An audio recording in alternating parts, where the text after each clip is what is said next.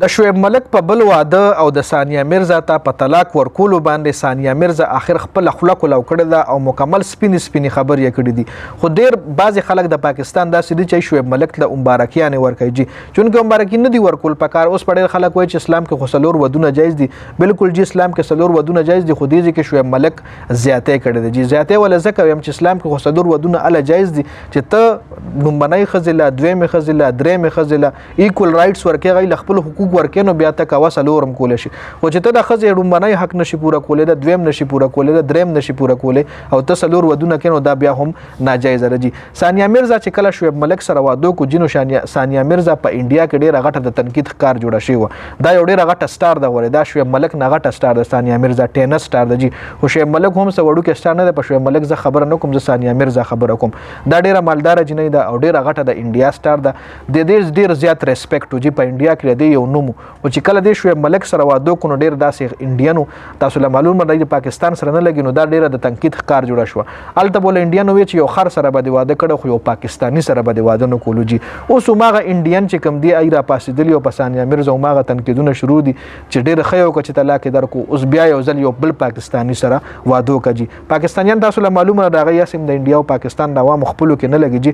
ثانیه مرزا حوالې سره ډېر ملګري داسې وایي چې لکه مطلب ښه یې کړي شعیب ملک، خو زما خیال طلاق ښه شی نه ده جي. په طلاق باندې الله پاک هم ناراضه کیږي. او بل شعیب ملک دې نه مخکې ثانیه مرزا نه مخکې هم یوه ښځه پرېښې ده چې هغې له بیا 15 کروڑ جهیز چې کوم دی هغه یې ورکړی او 15 کروڑ روپۍ هغه ښځې له ورکړی. هغې نه پس ثانیه مرزا بیا همدې شعیب ملک سره واده وکړو چې دا هم یو لو میریج و، ارینج میریج نه د شعیب ملک په خوښه باندې دی ورته چې کوم ځای د ثانیه مرزا میچ و د بل ته ځان رسولی و جي. دا شعیب ملک په هلته ورتلو چې هغه ټایم هم دی پکچر ډېر زیات د واده نه مخکې به وایرل کېدل چې شعیب ملک په هغه ګراونډ کې مخکې نه ناست و، په کم ګراونډ باندې چې د ثانیه مرزا به میچ و جي. ښځې بیا دی واده شو په 2010 کې تقریبا د دی واده شوی.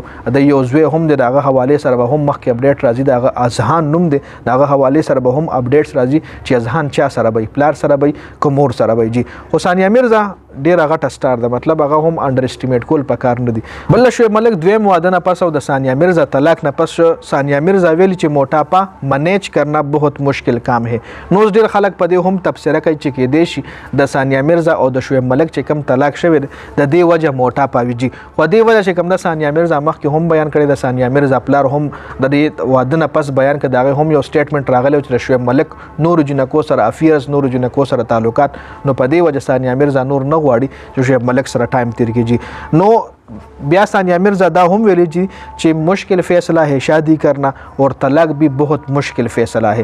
لکه واده کول دا هم یو مشکل فیصله چې بیا یو دومره غټ ښکاري. په 2023 کې ثانیه مرزا چې کوم دی ټینس نه ریټایر شوی، 2022 سمثینګ لایک دیټ. خو هغې نه پس ثانیه مرزا چې کوم دی ویټ ګین کړی دی، لږه موټا شوې ده. نو ډېر خلک په دې باندې هم تنقید کوي. ټایم تېرېدو سره انسان کې خامخا چینجز راځي. ټول عمر انسان مطلب ځوان خو نه وي ټول عمر، خو ینګ به نه وي ټول عمر، خو به د هغه باډي شیپ هغه رنګ نه وي. خامخا ټایم تېرېدو سره انسان کې چینجز راځي. خو کم خلک چې ډېر زیات خوشحال دي چې ښه یو کړل ثانیه مرزا ته یا طلاق ښه خیر خو نه وای، خو شعیب ملک د ډېرې زیاتې مبارکیانې ورکوي. نه جي هغه هم یو مسلمانه ده، سینده ونه ده جي، مسلمانه ده. او بل په طلاق باندې الله پاک ډېر زیات ناراضه کیږي او شیطان په انتهایی خوشحالېږي جي. دا خو یو کیسه هم ده، یو واقعه هم ده چې کله د ښځې خاوند جګړه شیطان د لاسه وشي، نو هغه شیطان ته بیا د هغوی چې کوم غټ شیطان یو له انعام ورکوي چې تا ټولو نه غټ کار همتا کړی چې تا ښځه خاوند او جنګولې. صرف په جګړه باندې ګوره شیطان دومره خوشحالېږي، نو په طلاق باندې او بیا شیطان څومره خوشحالېږي تا سوچ هم نشئ کولی. نو په دې ویډیو کې دا څه هم اپډیټ شو. ډېره زیاته مننه جي. والسلام.